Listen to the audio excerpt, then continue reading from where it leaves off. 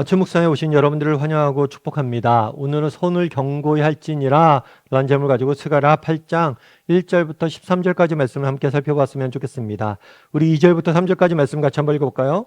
만군의 여호와가 이같이 말하노라. 내가 시온을 위하여 크게 질투하며 그를 위하여 크게 분노함으로 질투하노라.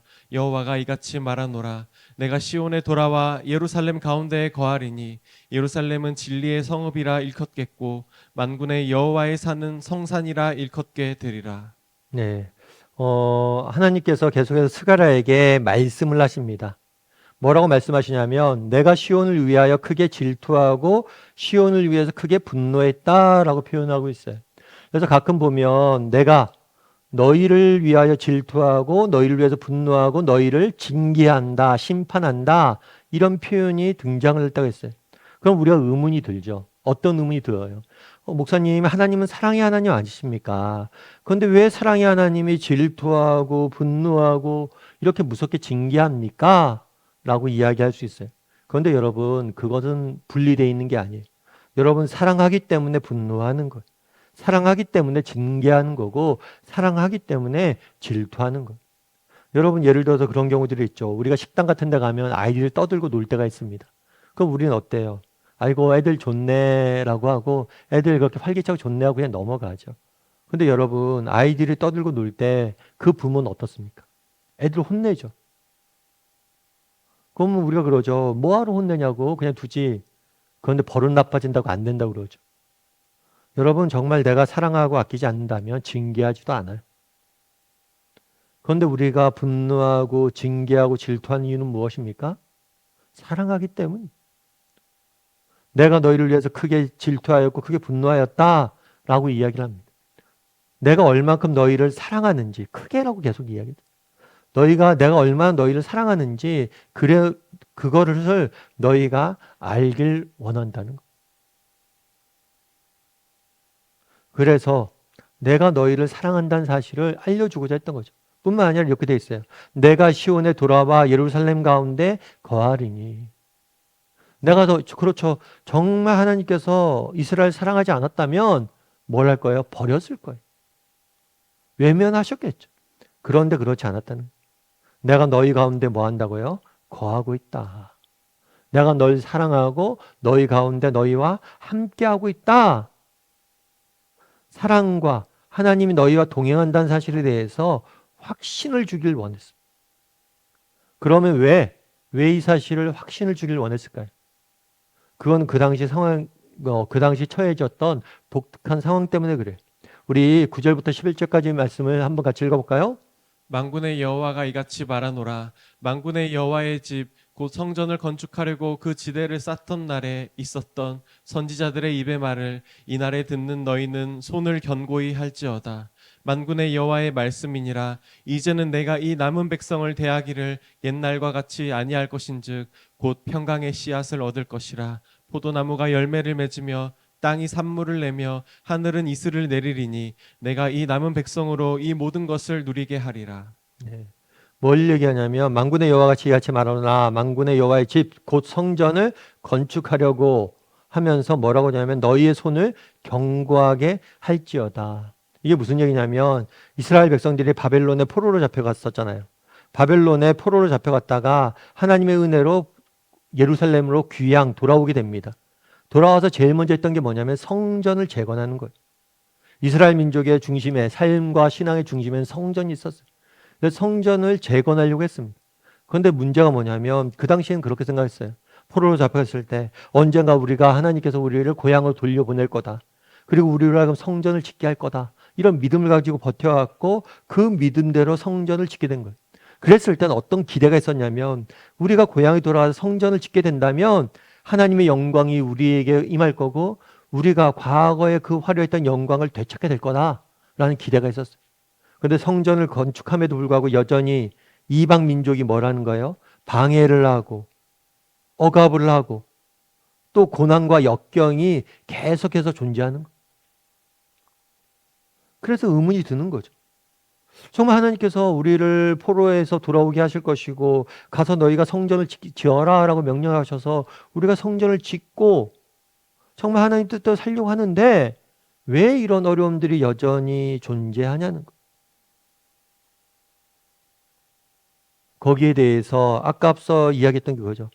걱정하지 마라. 내가 너희를 사랑하고 너희와 뭐예요? 함께 할 거다. 그래서 너희가 반드시 뭐예요? 열매를 맺게 될 것이고 너희가 반드시 그 수고를 결실을 맛보게 될 거다. 그래서 너희는 뭘 하라고요?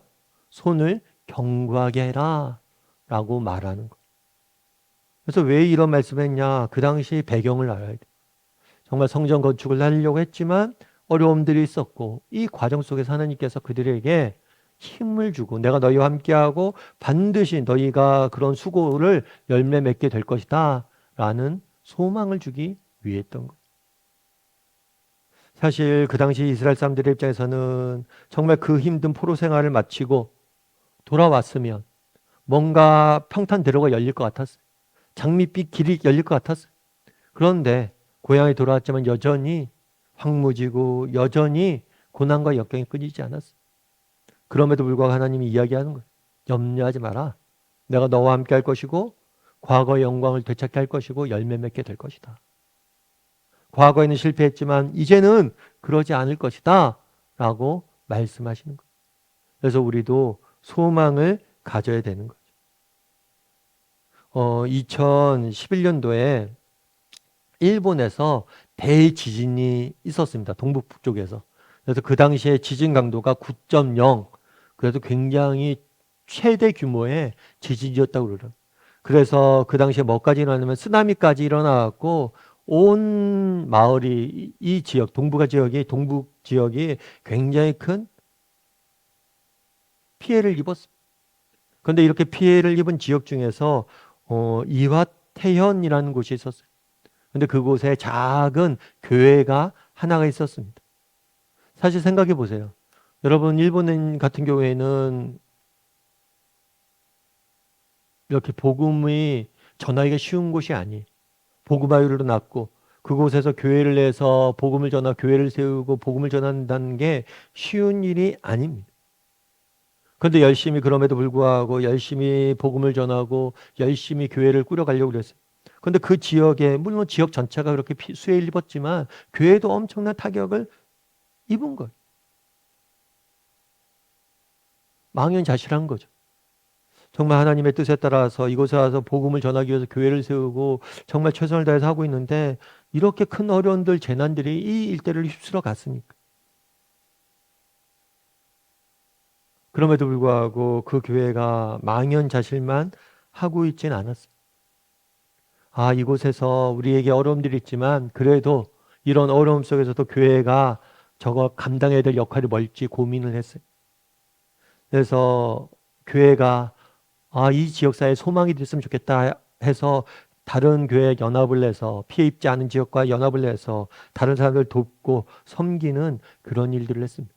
그러면서 교회 앞에다 프랭카드를 걸었는데 뭐라고 써 있었냐면 잿더미 위에도 사랑은 피어오릅니다. 우리가 완전히 이렇게 잿더미가 됐지만 이곳에서도 하나님의 사랑은 여전히 존재한다는 걸 알려주고자 했던 거죠. 그렇게 하다 보니까 나중에 일본 사람들이 믿지 않는 일본 사람들도 그런 이야기를 했다고 그러더라고요. 내가 신을 믿지 않지만 저들이 믿는 신이 궁금해졌다. 여러분, 정말 우리가 어려움이 있을 수 있어요. 정말 그날에 이스라엘 백성들도 고국에 돌아왔어요. 그리고 성전을 재건하려고 합니다. 이게 나쁜 일이 아니잖아요. 좋은 일을 하고 하나님이 원하시는 명령하신 일을 하려고 하는데 어려움이 끝이지 않는 거예요. 그럼에도 불구하고 뭐라고 이야기하십니까? 낙심하지 말라.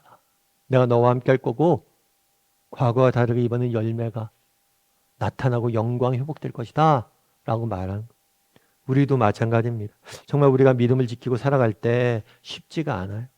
힘들게 살아가는데 또 더 큰 어려움들이 있을 때도 있습니다. 그럴 때라도 우리 주님이 나와 함께 하시고 반드시 우리의 땀과 수고에 대해서 열매 맺게 할 것이다. 이 사실을 믿고 정말 믿음의 길을 걸어가는 저나 여러분이 되기를 주님의 이름으로 소원합니다. 우리 함께 기도했으면 좋겠습니다. 기도하실 때 오늘 말씀 기억하면서 기도했으면 좋겠어요. 그날에 하나님께서 말씀하십니다. 너희의 손을 견고하게 해라. 정말 너희가 이때까지 성전을 재건하기 위해서 노력했는데 그럼에도 불구하고 여러 가지 어려움들과 역경들이 있지만 여전히 경고히 하고 끝까지 정말 나아가라 라고 이야기합니다. 정말 우리가 믿음을 가지고 이 땅을 살아갑니다. 근데 믿음을 가지고 살아감에도 불구하고 여전히 어려움과 고난과 역경이 우리 인생에 지속됩니다. 그럴 때라도 우리의 손을 경고히 하게 도와주시고 끝까지 믿음으로 하나님을 따라갈 수 있는 사람이 되게 달라고, 믿음을 지키며 살아갈 수 있는 사람이 되게 달라고 이 시간 목소리로 같이 기도하도록 하겠습니다. 같이 기도하시겠습니다.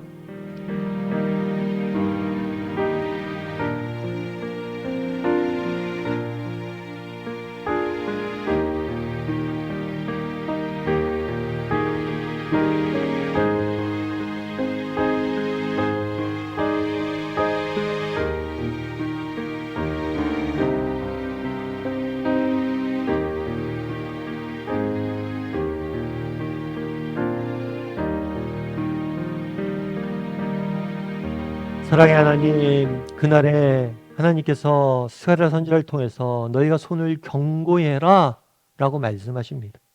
정말 고향에 돌아와 예루살렘에 돌아와 성전을 재건하고 하지만 여전히 어려움과 고난과 역경이 따랐습니다. 그럼에도 불구하고 너희가 내가 너희와 함께하고 너희를 사랑하고 너희로 하여금 반드시 열매 맺게 할 것을 믿고 경고히 하라 라고 이야기합니다. 우리도 정말 우리의 믿음을 갖고 사는 것이 쉽지가 않습니다. 그럼에도 불구하고 믿음을 끝까지 붙잡고 나아갈 수 있도록 주여 붙잡아 주시옵소서. 비록 고난과 역경이 있지만 그런 와중에도 믿음을 끝까지 지키며 소망 가운데 걸어갈 수 아는 자들이 되길 소망하오며 모든 말씀 예수님의 이름으로 기도드립니다. 아멘.